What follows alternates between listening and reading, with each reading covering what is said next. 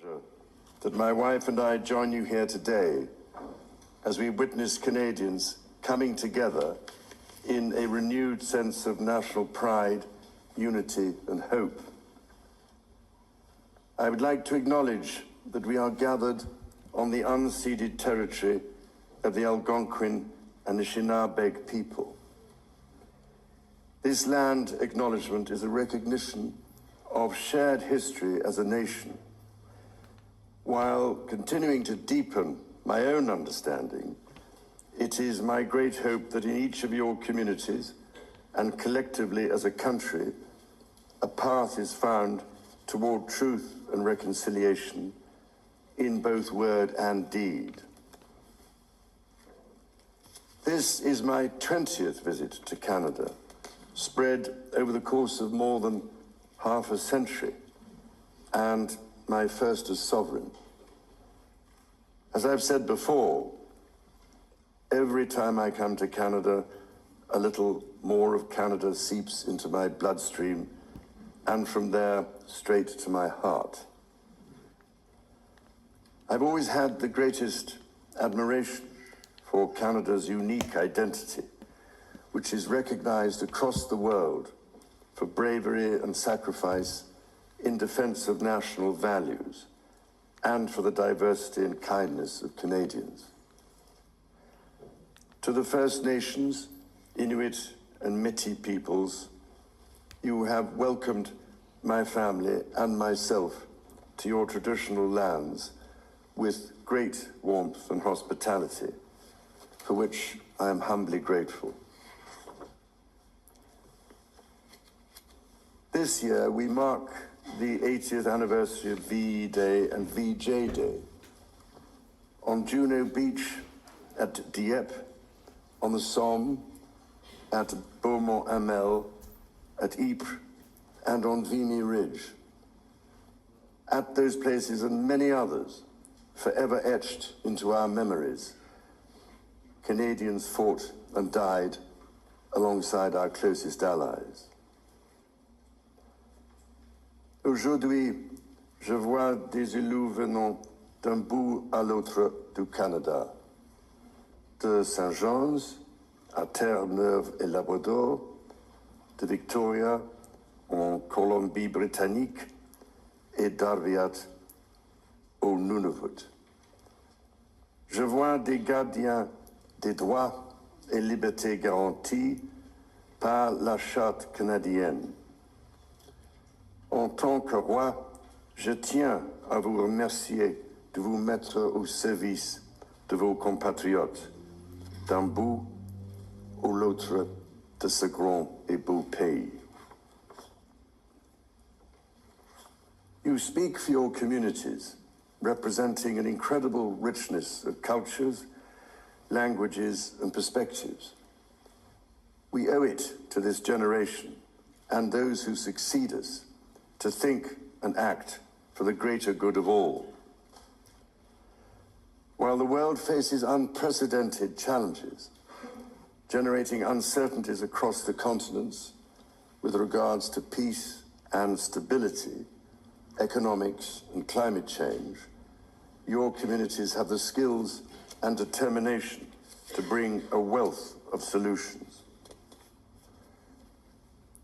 En encourageant la collaboration et en tenant des débats respectueux et constructifs, vous permettrez à ce gouvernement d'agir de façon audacieuse et juste pour le bien des Canadiens et des Canadiennes. It has been nearly 70 years since the Sovereign first opened Parliament. In the time since, Canada has dramatically changed, repatriating its constitution, achieving full independence, and witnessing immense growth. Canada has embraced its British, French, and Indigenous roots and become a bold, ambitious, innovative country that is bilingual, truly multicultural, and committed to reconciliation. The Crown has for so long been a symbol of unity for Canada. It also represents stability and continuity from the past to the present. As it should, it stands proudly as a symbol of Canada today in all her richness and dynamism. When my dear late mother, Queen Elizabeth II, opened a new Canadian Parliament in 1957, the Second World War remained a fresh, painful memory. The Cold War was intensifying. Freedom and democracy were under threat. Canada was emerging as a growing economic power and a force for peace in the world. In the decades since, history has been punctuated by epoch-making events. The Vietnam War, the fall of the Berlin Wall, and the start of the War on Terror. Today, Canada faces another critical moment. Democracy, pluralism, the rule of law, self-determination, and freedom are values which Canadians hold dear, and ones which the government is determined to protect. The system of open global trade that, while not perfect, has helped to deliver prosperity for Canadians for decades, is changing. Canada's relationships with partners are also changing. Il nous faut confronter la réalité. Depuis la Deuxième Guerre mondiale, notre monde n'a jamais été aussi dangereux et instable. Le Canada fait face à des défis qui, dans nos vies, sont sans précédent. Many Canadians are feeling anxious and worried about the drastically changing world around them. Fundamental change is always unsettling. Yet this moment is also an incredible opportunity, an opportunity for renewal, an opportunity to think big and to act bigger, an opportunity for Canada to embark on the largest transformation of its economy since the Second World War. A confident Canada, which has welcomed new Canadians, including from some of the most tragic global conflict zones, can seize this opportunity by recognizing that all Canadians can give themselves far more than any foreign power on any continent can ever take away. And that by staying true to Canadian values, Canada can build new alliances and a new economy that serves all Canadians. The Prime Minister and the President of the United States, for example, have begun defining a new economic and security relationship between Canada and the United States, rooted in mutual respect and founded on common interests, to deliver transformational benefits for both sovereign nations.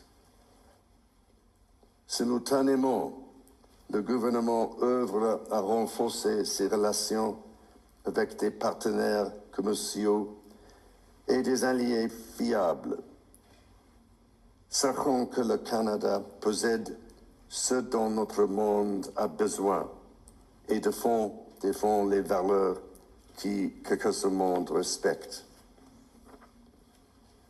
Le Canada est prêt à bâtir une coalition de nations qui partagent ces valeurs, qui croient en la coopération internationale et le libre-échange de biens, de services et d'idées.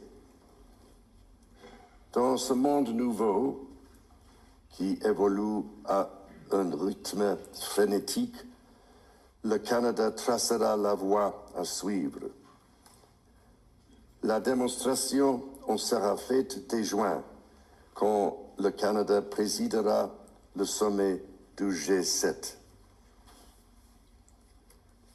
The government is guided by its conviction that the economy is only truly strong when it serves everyone. Many Canadians are struggling to get ahead. The government is responding, reducing middle-class taxes and saving two-income families up to $840 a year. It will cut the GST on homes at or under $1 million for first-time home buyers, delivering savings of up to $50,000. And it will lower the GST on homes between $1 million and $1.5 million. Le gouvernement assurera la pérennité de programmes qui permettent déjà aux familles d'économiser des milliers de dollars par année, notamment ceux pour les garderies et l'assurance médicaments. À ces progrès s'ajoute l'élargissement du régime canadien de soins dentaires, qui sera bientôt accessible à environ 8 millions de Canadiens et de Canadiennes, leur permettant d'économiser plus de $800 par année en moyenne. The government's overarching goal, its core mission, is to build the strongest economy in the G7. That starts with creating one Canadian economy out of 13. Internal barriers to trade and labour mobility cost Canada as much as $200 billion each year. The government will introduce legislation to remove all remaining federal barriers to internal trade and labour mobility by Canada Day. Les premiers ministres de plusieurs provinces et territoires ont déjà pris des mesures pour éliminer les obstacles au commerce intérieur. Le gouvernement va s'appuyer sur ces progrès pour créer, d'ici la fête du Canada, un réel système de libre-échange à travers le pays. Il s'agit d'efforts essentiels pour permettre au Canada de réaliser tout son potentiel économique, mais cela reste insuffisant. To build Canada strong, the government is working closely with provinces, territories, and Indigenous peoples to identify and catalyse projects of national significance. Projects that will connect Canada, that will deepen Canada's ties with the world, and that will create high-paying jobs for generations. Given the pace of change and the scale of opportunities, speed is of the essence. Through the creation of a new major federal project office, the time needed to approve a project will be reduced from 5 years to 2, all while upholding Canada's world-leading environmental standards and its constitutional obligations to Indigenous peoples. The government will also strike cooperation agreements with every interested province and territory within 6 months to realize its goal of one project, one review. When Canadians come together, Canada builds things that last. Éliminer ces obstacles qui freinent l'économie canadienne permettra l'avènement d'une nouvelle ère de croissance grâce à laquelle le Canada va non seulement surmonter des guerres commerciales, mais en émerger plus fort que jamais. Cela lui permettra de devenir une superpuissance en matière d'énergie verte et conventionnelle, de bâtir une stratégie industrielle qui rendra le Canada plus compétitif à l'international, tout en luttant contre les changements climatiques, de bâtir des centaines de milliers de bonnes carrières dans les métiers spécialisés, et donc de faire du Canada une plaque tournante pour la science et l'innovation. Critically, the government will undertake a series of measures to help double the rate of home building while creating an entirely new housing industry, using Canadian technology, Canadian skilled workers, and Canadian lumber. The government will introduce measures to deliver affordable homes by creating Build Canada homes. This mission-driven organization will act to accelerate the development of new affordable housing. It will invest in the growth of the prefabricated and modular housing industry, and it will provide significant financing to affordable home builders. The government will make the housing market work better, including by cutting municipal development charges in half for all multi-unit housing. The government will drive supply up to bring housing costs down. To be truly strong, Canada must be secure. To that end, the government will introduce legislation to enhance security at Canada's borders. Law enforcement and intelligence agencies will have new tools to stop the flow of fentanyl and its precursors. The Canada Border Services Agency will be given new powers to examine goods destined for export, to prevent the transport of illegal and stolen products, including cars. Le gouvernement protégera la souveraineté du Canada en rebâtissant, réarmant et réinvestissant dans les forces armées canadiennes. Il stimulera l'industrie militaire canadienne en prenant part au plan Réarm Europe et contribuera ainsi avec des partenaires européens à la sécurité transatlantique. Et il investira pour renforcer sa présence dans le Nord, alors que cette région, qui est partie intégrante de la nation canadienne, fait face à de nouvelles menaces. The government will discharge its duty to protect Canadians and their sovereign rights from wherever challenges may come at home or abroad. To keep communities safe, the government will hire 1,000 more RCMP personnel. It will change firearms licensing and strengthen enforcement of yellow and red flag laws. Weapons licenses for those convicted of intimate partner violence and those subject to protection orders will be revoked.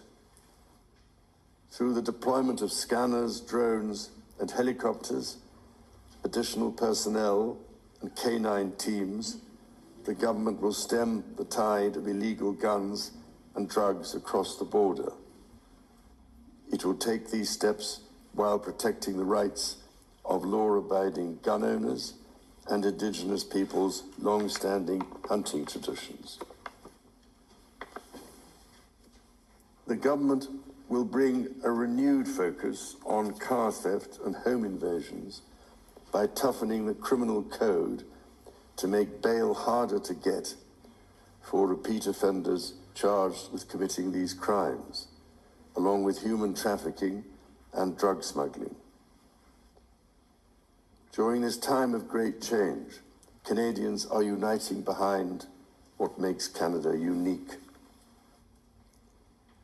La langue française et la culture québécoise sont au cœur de l'identité canadienne. Elles définissent le pays que les Canadiens, les Canadiennes et moi aimons tant. Le Canada est un pays où l'on respecte et célèbre les langues officielles et les langues autochtones. Le gouvernement est déterminé à protéger les institutions qui font rayonner ces cultures et cette identité dans le monde entier, comme CBC Radio-Canada. Protéger ce qui nous donne accès à des aliments frais, sains et de qualité des producteurs agricoles. Et protéger la gestion de l'offre. Nature is core to Canada's identity. In 2022, Canada convened COP15 in Montreal, which concluded with 196 countries striking a historic agreement to protect 30% of their lands and 30% of waters by 2030. To this end, the government will protect more of Canada's nature than ever before through the creation of new national parks, national urban parks, marine protected areas, and other conservation initiatives. The government will always protect the rights and freedoms that the Charter guarantees for every Canadian. The government will be a reliable partner to Indigenous peoples, upholding its fundamental commitment to advancing reconciliation. Central to this commitment is the creation of long-term wealth and prosperity with Indigenous peoples. For that reason, the government will double the Indigenous Loan Guarantee Program from $5 billion to $10 billion, enabling more Indigenous communities to become owners of major projects. As Canada moves forward with nation-building projects, the government will always be firmly guided by the principle of free, prior, and informed consent. Canada's immigration system has long been a source of pride for Canadians and of dynamism for the economy. The government is dedicated to rebuilding the trust of Canadians in immigration by restoring balance to the system. Le gouvernement instaurera une limite sur le nombre de travailleurs étrangers temporaires et d'étudiants internationaux, établissant un plafond qui, à partir de 2027, sera en deçà de 5% de la population canadienne.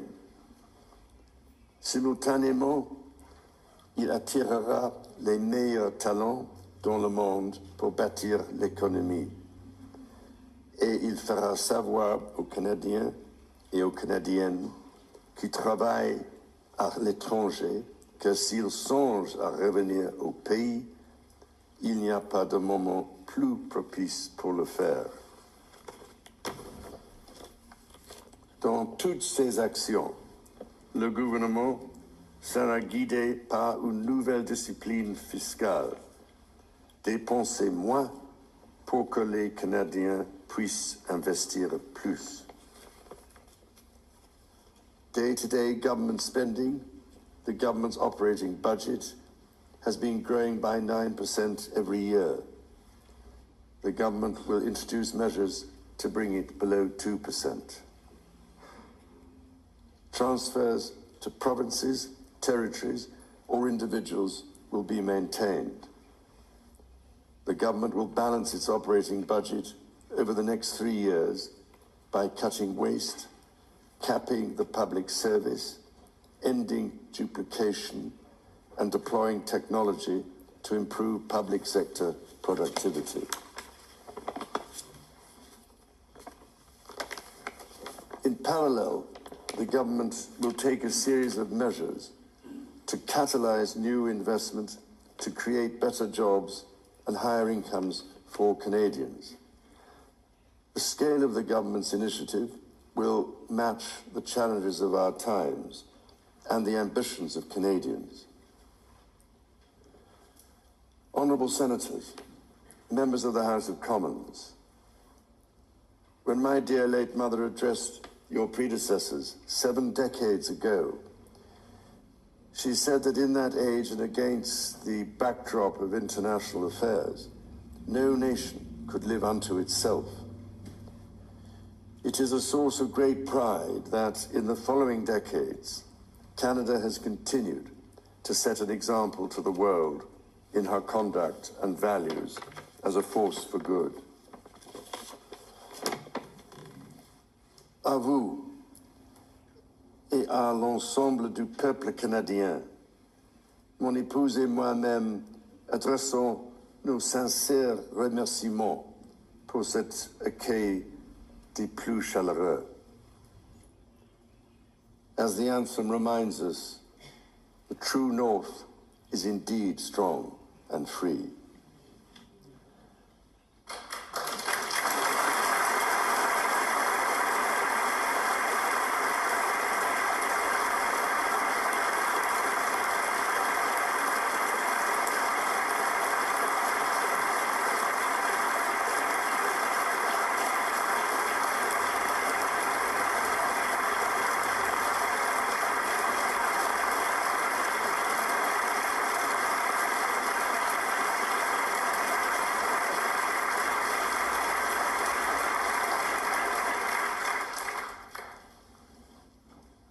Members of the House of Commons, you will be asked to appropriate the funds to carry out the services and expenditures authorised by Parliament.